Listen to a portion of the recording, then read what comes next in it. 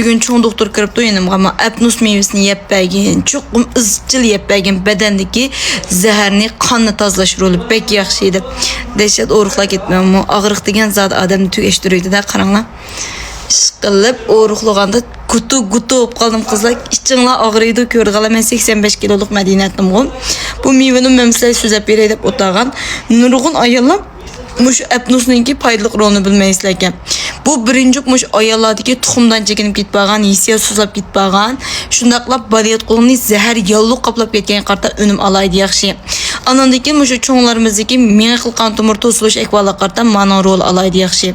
Yani onundan sırt kızlar ma apnus meyvemizinki muş erlər mesop qalıdığı. Meslik olup qalğanca da meslikni yeyişiş roli pek yoqri. Anandaki mulap hazır muş qoy bulatımız əmiz yan kesilip git barmız şundaq o. Yütel. Muşu yütelge ve her qanda qıl toxtutamalqan bolsаңlar, mana ma apnusun meyvesinden küni işkitaldılar milgiz bəsаңlar, şunçilik tez surətdə yütelni toxtudum. Anandaki minan bətinin bək acizlar ketdi. Özəңlər bilsə, mən əmdə bir hep top qaldı, orun tutup digidək yeti qaldım. Qopanmat mən şundaq qoyum.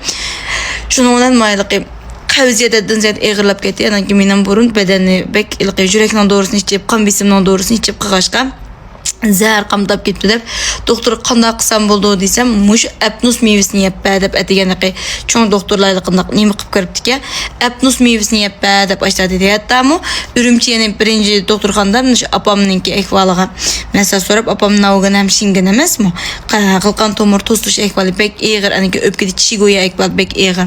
Aniki o'zim yana mush palet qilsabni qiyiq davoladim. Ham gepat yaqinda yana mush fizikalik davolashga mangdu, ximiyalik davolashga.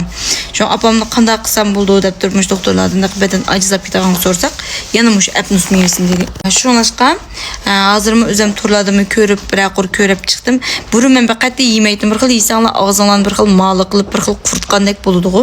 Amma meni unim alaydi yaxshi. Shunlashqa men meyveni yeb baqala inkasrayliq birni yemagan do'stlar inkasrayliq ishga navbat beringlar. Qaysinglar bo'lsanglar hozir naq vaqti so'ypuqdan tatib ichdi deymiz, buni ichini evitishga qat'iy bo'lmaydi. Shunmushni yeb beringlar. Haqiqatan unim yaxshi. Anandikin do'stlar, doğruluk taratatımızdan mal geldi. Nurg'unlar bekçik so'rab ketgan tanlar necha vaqtdan yaqin mal yo'qmi deb seriq qarvig'i is qo'ydim. Doğruluk taratatini kirib meniki shu dukunimdan setib olsanglar bo'ldi. Hozir 20 talni bir bo'la qilib setib qo'ydim.